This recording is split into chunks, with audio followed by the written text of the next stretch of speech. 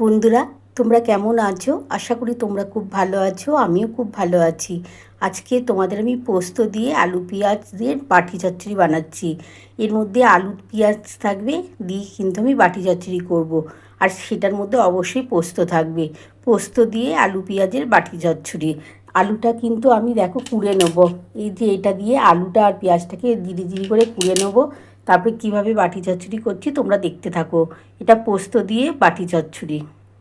বন্ধুরা দেখো, আমি পোস্তটা কিন্তু বেটে নিচ্ছি।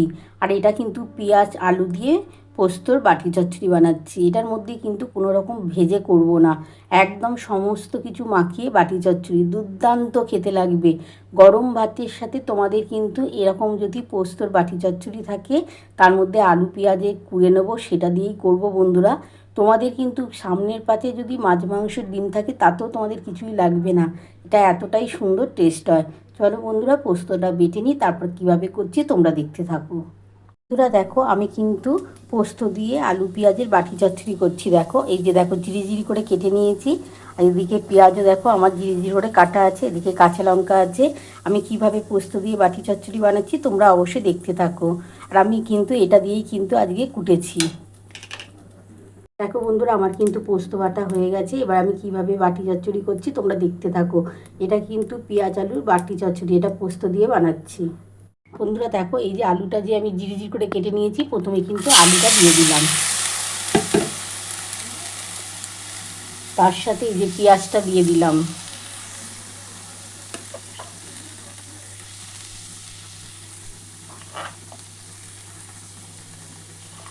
আমি কাঁচা লঙ্কা এই যে কেটে নিয়েছিলাম, কাঁচা লঙ্কা দিয়ে দিলাম। আর এই যে পোস্ত বেটে রেখেছি, পোস্তটাও দিয়ে দিলাম। এইভাবে তোমরা বাড়িতে অবশ্যই করে দেখো। না ভেজে তোমরা কিন্তু এইভাবে বাটি চচ্চড়ি করো, পোস্তর বাটি চচ্চড়ি যাকে বলে। পেঁয়াজ আলু দিয়ে পোস্তর বাটি চচ্চড়ি জাস্ট দুর্দান্ত খেতে লাগে না? গরম ভাতের সাথে তোমাদের আর কোনো কিছুই লাগবে না। তোমাদের যদি এই খাবারটা একদম সামনের পাতে পড়ে, তাহলে তোমাদের মাছ মাংসর দিকে আর তাকাতে ইচ্ছা করবে না।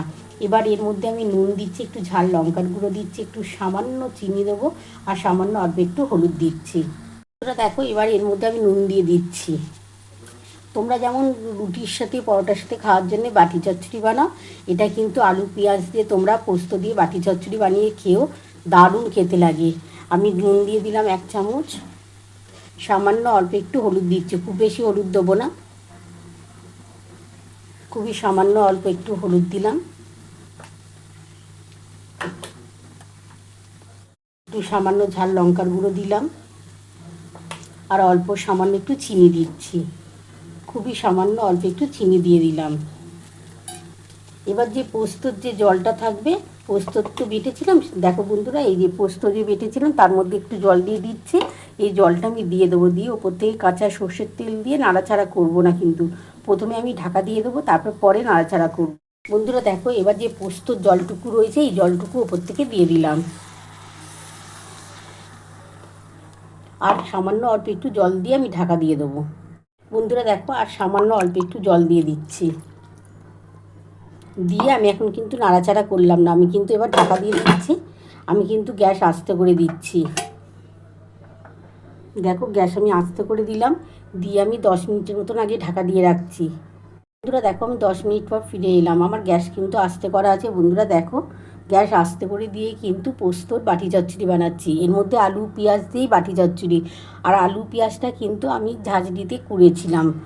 তোমরা কিন্তু এমনিও কুটে করতে পারো, কিন্তু আমি ঝাঁঝরিতে কুড়ে নিয়েছিলাম। এবার একটুখানি নাড়াচাড়া করছি। দেখো, একটু নাড়াচাড়া করে দিই বন্ধুরা, কারণ আমি আস্তে করে 10 মিনিট রেখে দিয়েছিলাম। এবার ওপর থেকে কাঁচা সর্ষের তেল দিয়ে আরও 5 মিনিটের মতন ঢাকা দিয়ে দেবো। যেমন তোমরা বাড়িতে বাটি চচ্চড়ি বানাও, সেরকমই এটা আলু পেঁয়াজ দিয়ে পোস্তর বাটি চচ্চড়ি করছি, দারুণ খেতে লাগবে বন্ধুরা। একটু নাড়াচাড়া করে দিলাম। খুব বেশি আজকে হলুদ দিইনি, খুবই হালকা একটুখানি হলুদ দিয়েছি, কারণ এটা কিন্তু একটু সাদা সাদা মতনই খেতে ভালো লাগে। এবার ওপর থেকে একটু কাঁচা সর্ষের তেল দিয়ে দিচ্ছি। বন্ধুরা, কাঁচা সর্ষের তেল দিচ্ছি, একটু সর্ষের তেলের পরিমাণ বেশি দেবে, কারণ বাটি চচ্চড়ি মানেই সর্ষের তেলের পরিমাণ একটু বেশি দিলে খেতে ভালো লাগবে। এবার আমি ঢাকা দিয়ে দিলাম, দিয়ে গ্যাসটা কিন্তু বাড়িয়ে দিচ্ছি। দেখো গ্যাস বাড়িয়ে দিলাম, আরও 5 মিনিটের মতন আমি রেখে দিচ্ছি, তারপর 5 মিনিট পর ফিরে আসবো। বন্ধুরা দেখো আমি কিন্তু ঢাকাটা এবার খুলে দেখি, আরও 5 মিনিটের মতন ঢাকা দিয়ে রেখেছিলাম। ঢাকাটা এবার খুলে দেখি কতটা হলো।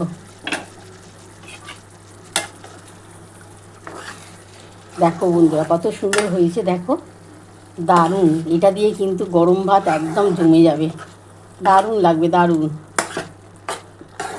এইভাবে তোমরা বাড়িতে অবশ্যই কিন্তু আলু পেঁয়াজ দিয়ে পোস্ত দিয়ে বাটি চচ্চড়ি করে বানিয়ে খেও, গরম ভাতে তোমাদের দেখবে আর কিছুই লাগবে না।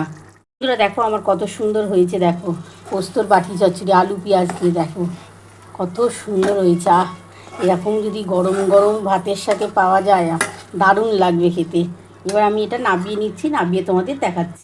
বন্ধুরা দেখো আমার কিন্তু আলু পেঁয়াজের বাটি চচ্চড়ি করেছি, এটা পোস্ত দিয়ে বানালাম। তোমরা তো দেখেই নিয়েছো, গরম গরম ভাতের সাথে এরকম পোস্তর বাটি চচ্চড়ি দুর্দান্ত লাগবে। তোমাদের কিন্তু আর কিছুই লাগবে না, তোমরা যদি এরকম সরু সরু করে আলু পেঁয়াজ কুটে নাও ঝাঁঝরিতে, আর এইভাবে যদি আমার মতো করে বাটি চচ্চড়ি বানিয়ে নাও পোস্ত দিয়ে, তাহলে দুর্দান্ত খেতে লাগবে। তোমাদের এই পোস্ত দিয়ে বাটি চচ্চড়িটা কেমন লেগেছে অবশ্যই কমেন্ট বক্সে জানিও।